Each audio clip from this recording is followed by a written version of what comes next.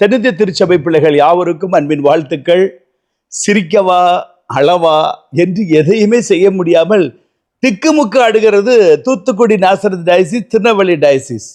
25 டயசிஸ்ல இந்த 2 டயசிஸும் திக்குமுக்கு ஆடிக்கொண்டிருக்கிறது. அதாவது செனாடுக்கும் தூத்துக்குடி நாசரத் டயசிஸ்க்கும் போராட்டம், செனாடுக்கும் திருநெல்வேலி டயசிஸ்க்கும் போராட்டம். இந்த தூத்துக்குடி நாசரத் டயசிஸும் திருநெல்வேலி டயசிஸும் Tirunelveli diocese trust association, CSADA, CSI synod எல்லாம் ஒரு பக்கமாக இருக்கிறது. ஆகவே இப்பொழுது அந்த வழக்கு தீவிரமாக விசாரணை நடந்து கொண்டிருந்தது.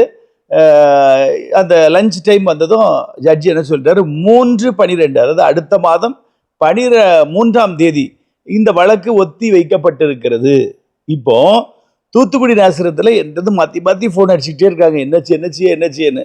இப்போ யாருமே இன்ட்ரெஸ்டாக வாக்கு சேகரிக்க போகவில்லை. இப்போ இதை பார்த்துட்டு தான் நாளைக்கோ இன்னைக்கு கிளம்புவாங்கன்னு நினைக்கிறேன். யாருக்கும் இன்ட்ரெஸ்டே இல்லை. நானுமே போன எலெக்ஷனுக்கு போன தடவைக்கு நல்லா ஹார்ட் ஒர்க் பண்ணோம்.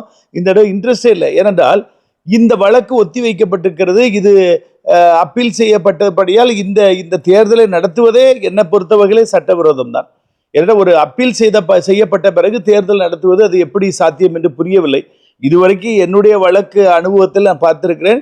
அப்பீல் போயாச்சுனாலே அந்த ஸ்டேட்டஸ் கோ தான் இருக்கும் என்பது எனக்கு தெரிந்த ஞானத்துக்குரியது.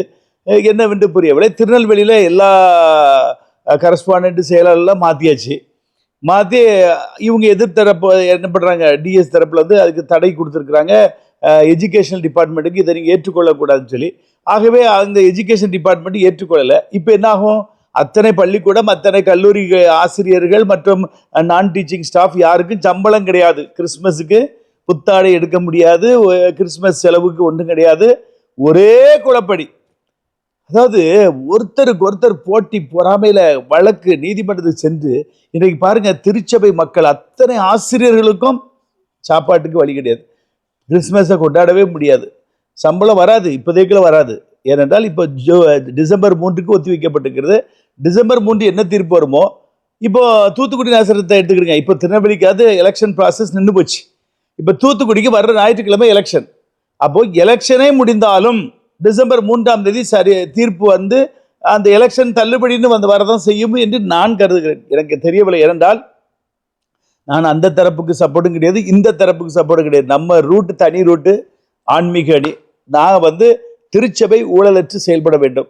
இப்போ சில மீடியாவில் ஒருத்தர் சொல்கிறாரு, எதிரணிக்கு சப்போர்ட்டாக அந்த பிரபாகர் வந்து இங்கே உள்ள தகவலெல்லாம் சொல்கிறாருன்னு. அப்போ அதிலிருந்து இவர் தெரிகிறது இவர் ஒரு குறிப்பிட்ட அணிக்கு சாதகமாக இருக்கிறார் என்று தன் வாயாலே வெளியே வந்து விட்டது.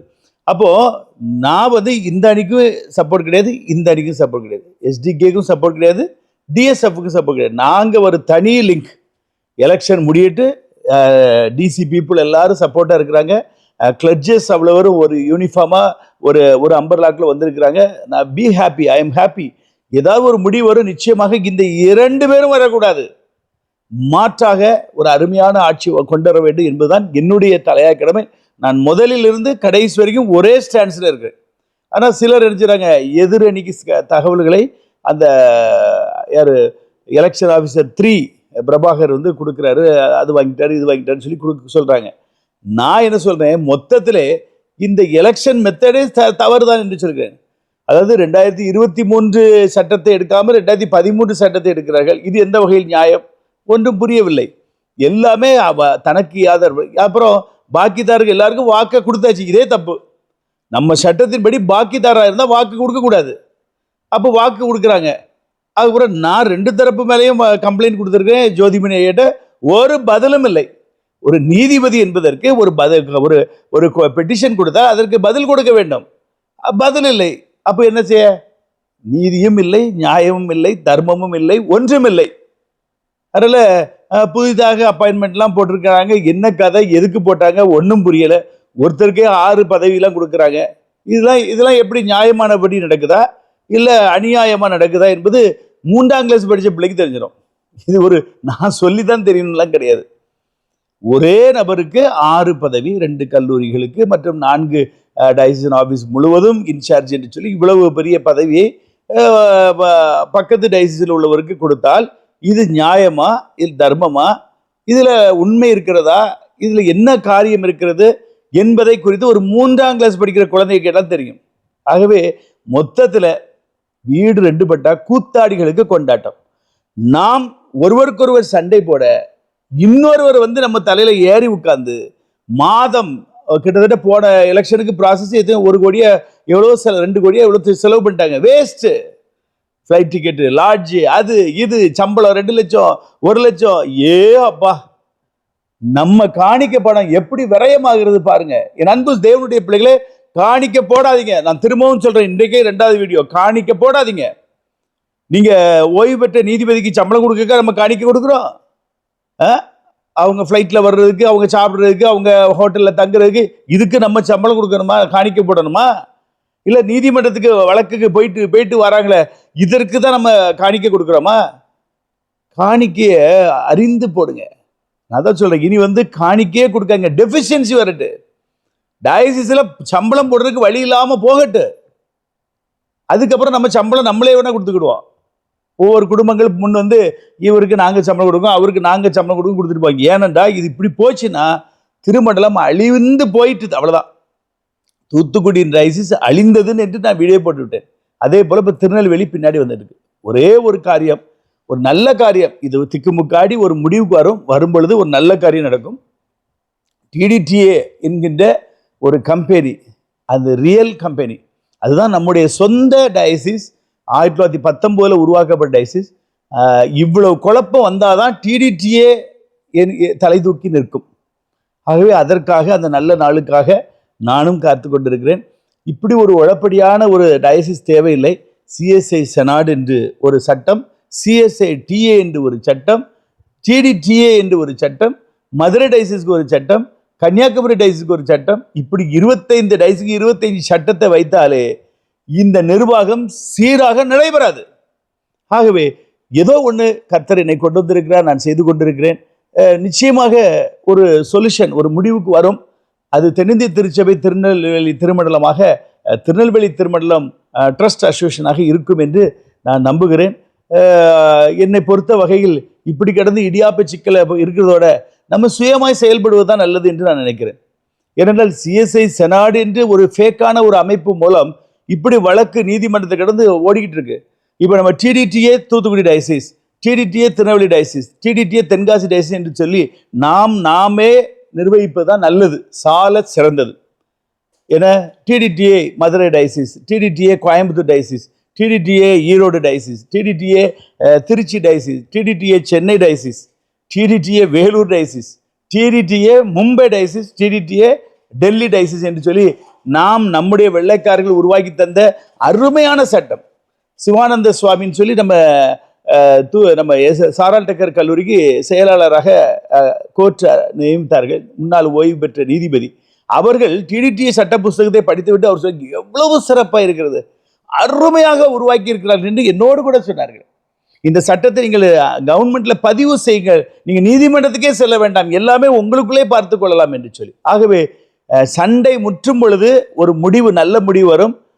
டிடிடிஏ திருநெல்வேலி ட்ரஸ்ட் அசோசியேஷன் இதான் முதிர்ந்த பழைய ஒரு நம்முடைய திருமண்டலம் டயசிஸ். இந்த சொத்துக்கள் எல்லாம் டிடிடிஏயில் தான் இருக்கிறது.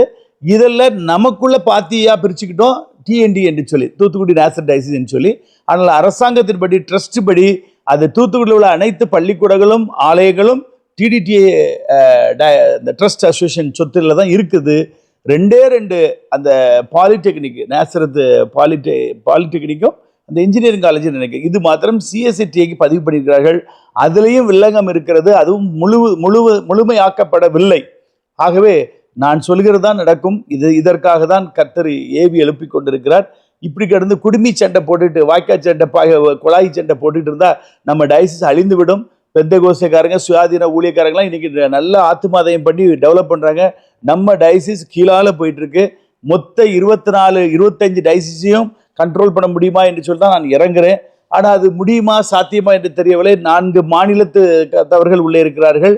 கேரளா, கர்நாடகா, ஆந்திரா, தெலுங்கானா, இது போக ஜாஃப்னா, இதெல்லாம் இருக்கும். இவரெல்லாம் ஒன்று இணைத்து ஒருமனப்பட முடியுமா என்பது ஒரு 1000 மில்லியன் கொஸ்டினாக இருக்கிறது. 1000 மில்லியன் கொஸ்டினாக இருக்கிறது. அதில் இது சாத்தியமா என்று தெரியவில்லை. நம்முடைய தாய் திருச்சபை, நம்முடைய சொந்த திருச்சபை திருநெல்வேலி திருமண்டலம், இதை நம்ம எஸ்டாப்ளிஷ் செய்து ஒரே ராஜா ஒரே மந்திரி என்று இருந்தால் நல்லா இருக்கும்.